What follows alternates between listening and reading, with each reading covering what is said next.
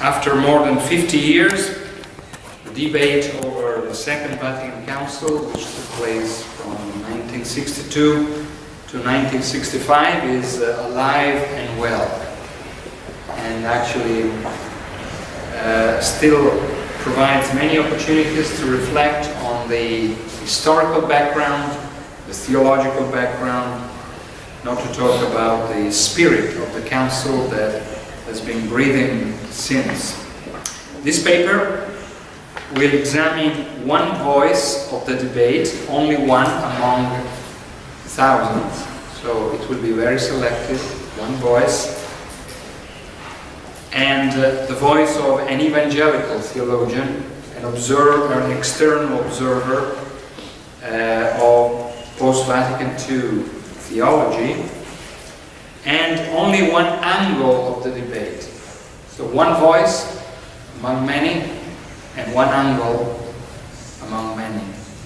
And the angle would be the historical context of the Council, and especially its relationship to the movement which we scholarly call modernism. To put it simply, first of all, David Wells is a living theologian, so in his late 70s.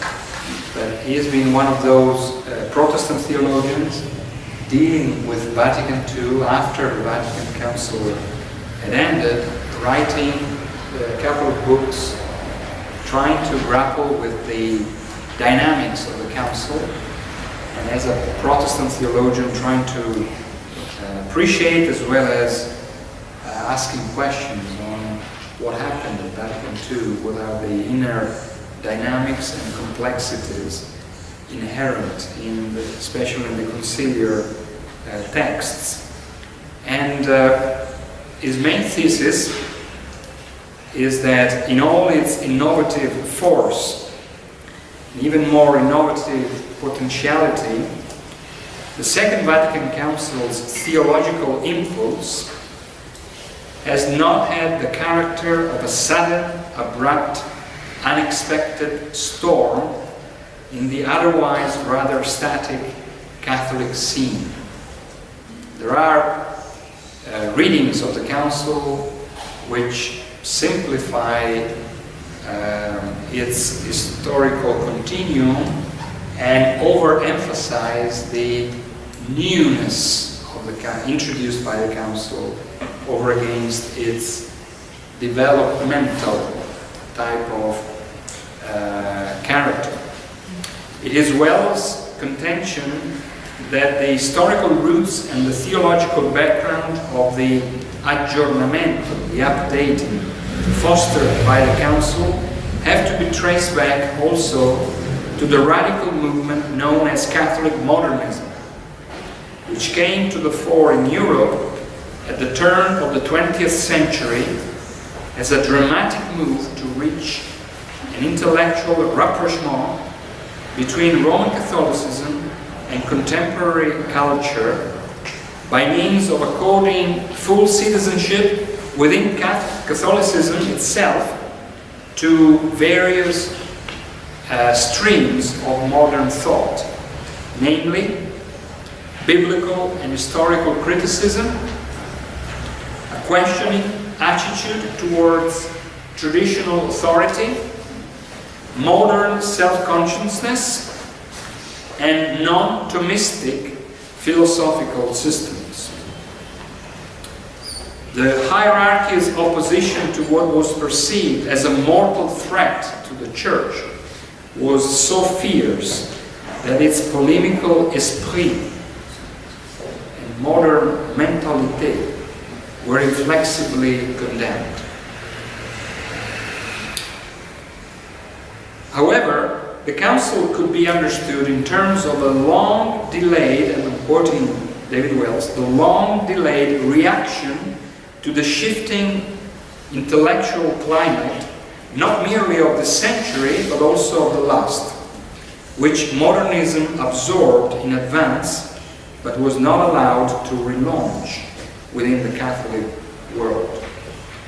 Basically, Wells's thesis is that Vatican II vindicated modernism, which had been expelled 50 years before by the Catholic Church, at least by the hierarchical leadership. Some of the ideas that the Catholic hierarchy tried to repress by means of the encyclicals Aeterni Patris, 1879, Lamentabili sane exitu and pascendi dominici gregis, 1907, as well as with many disciplinary measures, could not be stifled nor erased, and were now, according to Wells, but he is not alone in supporting this thesis, were now at Vatican II officially introduced within the Orthodox doctrine of the Catholic faith by the Second Vatican Council. More particularly, Wells's argument has two interconnected sides. One is historiographical, and the other is properly theological. Vatican II is reckoned as being the end rather than the beginning of a process of change, or at least is seen as a significant stage, not so much introducing new things, but rather absorbing previous threads and relaunching them in the life of the Church. So, more being the end rather than the beginning of a process of change. The question to raise is whether this tortuous stream, which originated with the modernist avant-garde, has passed through discernible stages of development before its conciliar finalization. The answer is that the point of intersection between the modernist wave and the reception of Vatican II is the theological movement and the role exercised by the Nouvelle Théologie, emerged between the 40s and the 50s, particularly in France. So simply stated, the thesis is that the modernist movement introduced the attempt to acclimatize official Catholic theology to modernity. At the end of the 19th century, that attempt was strongly opposed by the Church, but it could not stop the development of a movement, reform movement, which the new theology of the 40s gave voice to, and eventually, 20 years after the new theology, the Nouvelle Théologie, the Council would endorse. For Wells, the penetration of modernist ideas and concerns within ecclesiastical structures and official teachings has to be attributed to the seminal work of Henri de Lubac, Henri Bouillard, and Hans Kunz von Balthasar, who, unlike the modernists of the turn of the century, were extremely careful to remain within the existing disciplinary boundaries set by the Church. So they were more careful not to place themselves outside of the disciplinary boundaries of the Church. But, says Wells, in continuity with the modernists, promoted a comparable theological agenda capable of producing a formidable turning point within Roman Catholicism. And as the modernists were fought against by the hierarchical church of their time, so, says Wells, even the new theologians, La Nouvelle Théologie, was more mildly, in a milder way, but significant way, opposed by the the then hierarchical church, though the encyclical Humani Generis in 1950 was issued to indirectly warn the new theology about the temptation of conceding too much ground to secular thought.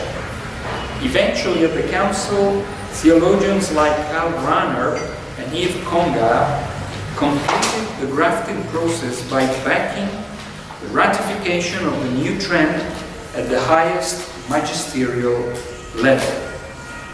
The paradox is that Vatican II actually approved notions and endorsed tendencies which a few decades earlier were declared to be the quintessence of all heresy. Looking at what has happened retrospectively, it does not seem crazy for Wells to ask whether the modernists may have lost the battle, but have finally won the war. Apart from the generical historical overview of the thesis proposed by Wells, Wells devotes an in-depth study to the prophetic, what he calls the prophetic theology of George Tyrrell. And the second part of my paper will deal with the figure and work of George Tyrrell, who had been one of the chief characters within the modernist movement and who was excommunicated in 1904 for his anti-papal views. George Tyrrell was an Irish Jesuit priest until his expulsion from the society, and a modernist theologian and scholar. His attempts to evolve and adapt Catholic theology in the context of modern ideas made him a key figure in the modernist controversy at the end of the 19th century.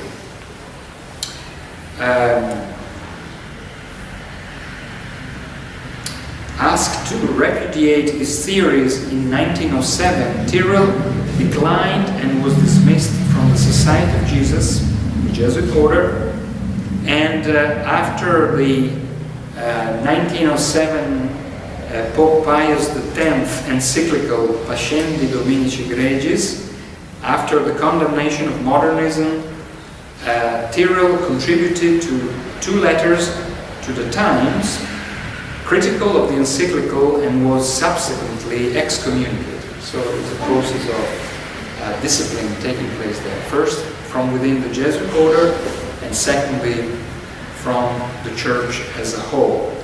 And in those 2 articles, he argued that the Pope must not be an absolute autocrat, but quote, a spokesman for the mind of the Holy Spirit in the church.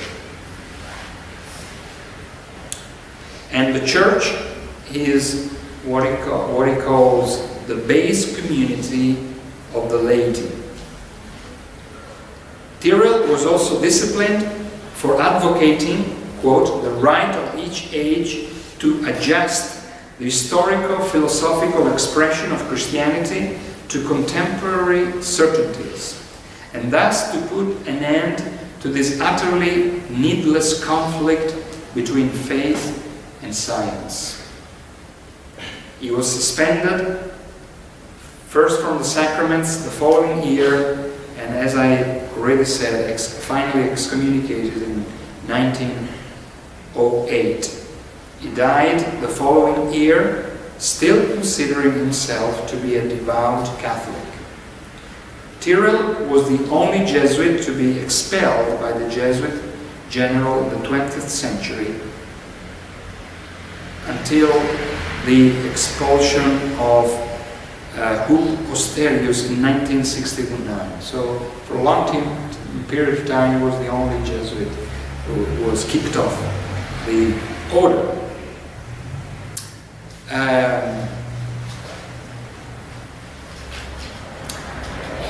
I could go on in talking about other writings by Tyrrell, but just to give you a feeling of his own critical approach, which was mainly grounded on his uneasiness, if not criticism, towards the equation of Catholic doctrine with scholastic theology. And the equation of Catholic theology with the Neo-Thomist elevation of the principal way in which the Catholic Church would teach and articulate its theology. And for Tyrrell, Neo-scholasticism had a completely naive view of the idea of doctrinal development. And he furthermore asserted that the encyclical tried to show the modernist that he was not a Catholic, but all it succeeded in doing was showing that the modernist was not a scholastic. So that's the difference between the two. He was given extreme unction on his deathbed in 1909, but as he refused to abjure his modernist views, he was denied burial in a Catholic cemetery. A priest, his friend Henri Bremont, who was present at the burial ceremony, made a sign of the cross over Tyrrell's grave, for which Bremont was temporarily suspended ad vinis by Bishop Amigo for some time. You know, that was 1908. So, according to Wells, as well as other scholars, he quotes extensively Michael Hurley, a Jesuit theologian. Tyrrell's views were in large part vindicated by the Second Vatican Council. And that's a thesis, that's interesting. Here again, the comparative investigation between Tyrrell's writings and the Council's documents, especially Gaudium et Spes and parts of Lumen Gentium, authorizes Wells to speak of similar methodology between Tyrrell and some of the conciliar texts, areas of convergence between the two, remarkable parallels and affinities, significant echoes, and historical antecedents and anticipations, even to the point of detecting quasi-duplications and complete agreements with respect to Vatican II. Tyrrell appears therefore as a formulator in advance, and as the title of his book suggests, a prophet before his time. As far as the theological common ground between Tyrrell and Vatican II and shared frameworks are concerned, Well focuses his attention on at least four main issues which reveal their theological proximity. The first one has to do with the resurging nature-supernature relationship revised by the notion of sacramentality. Tyrrell is very critical of this neo-scholastic dualistic view whereby the realm of nature is onto the realm of nature is added the realm of grace, and so tending towards a dualistic kind of worldview and system whereby Tyrrell instead suggests that the relationship between nature and grace needs to be rethought in terms of sacramentality and therefore not in terms of dualistic or tendencies, but in terms of a more inherent paradigm, organic paradigm, interlocking nature and grace, in a much more organic way. And that seems to be the direction of Vatican II, rejecting, or at least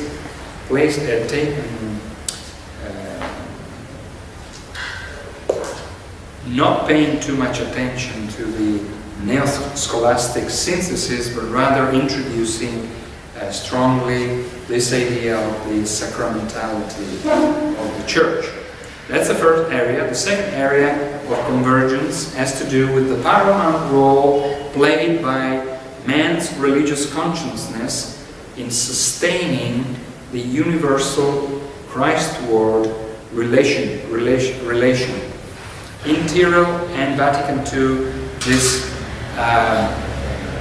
focus on human consciousness is very important and a point of contact between the two,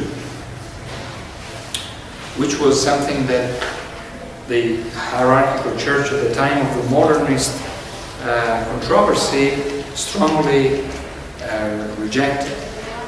Thirdly, the concept of revelation as a carefully constructed combination between the modern, let's say, liberal view of revelation as experience and the more traditional identification of revelation with the biblical text.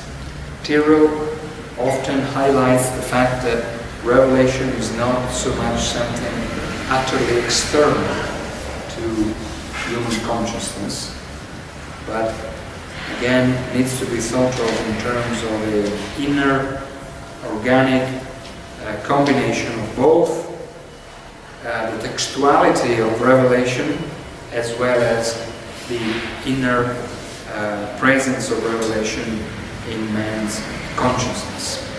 And finally, the final point of convergence, major convergence, has to do with the less juridical and more sacramental doctrine of the Church, seeing in the light of the Populus Dei motif, another point of convergence. Wells' bold and perhaps unchallengeable thesis, although I think that it can be nuanced in much more detailed terms, on this whole matter shows how dramatic a turn magisterial Catholic theology has taken in a very relatively short period of time, and how the Catholic principle has had to work at its best at Vatican II in the process of ensuring a newly gained orthodox appearance to a previously rejected set of beliefs and theological mindsets. And this is, as far as the David Wells' thesis is concerned, and his reading of George Tyrrell. And I think that in closing my presentation, I think that this case study highlights another aspect of how Reformation takes place, or development, or aggiornamento takes place. Not so much by introducing new ideas or new concerns, but actually reiterating, reinterpreting, gathering, representing something that perhaps in previous generations has been criticized, if not fought against, and how in the ongoing life of the Church the complexities of Reformation may take years, if not decades, if not centuries, in order to then become recognized as legitimate ways forward.